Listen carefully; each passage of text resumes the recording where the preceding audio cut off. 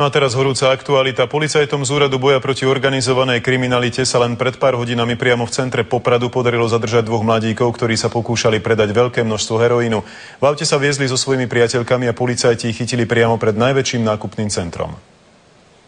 Komando Kukláčov nedalo dvojici Popračanov nejakú šancu. Bolo to mimoriadne rýchle a úlovok stál za to. Zistili sme 1,7 kg heroínu. No a tu je to množstvo. Dvaja mladíci ostali spútaní pri autách. Jeden z nich je podľa našich informácií 25-ročný automobilový pretekár, druhý o rok mladší ošetrovateľ z nemocnice v Levoči.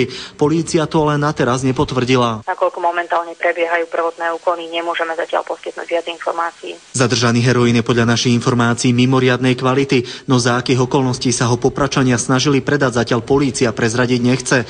Tunajší ľudia zásah polície ocenili, dílerov odsúdili. Je to otrasné. Je to sila. Ani som nevedel, že niečo také u nás existuje. A je to hrozné, keď sa predávajú drogy, tak pred nákupným centrom. Všetko nasvedčuje tomu, že mladíkov polícia dlhší čas monitorovala. Tunajší ľudia hovoria, že tento úlovok si zaslúži pochvalu a díleri prísne tresty. Myslím, že viacej by sa malo postihovať, pretože roznáša sa, dá sa povedať, smrť. Neviem vám povedať taký recept, ktorý by na to platil. Keby som vedel, tak by som bol slávny asi. Už teraz je isté, že ide o najväčší úlovok v tomto regióne za posledné roky. Vzorky zadržanej drogy poputujú na expertízu, no a dvaja mladíci do cely predbežného zaistenia. Z Popradu Ján Tribula, televízia Markíza.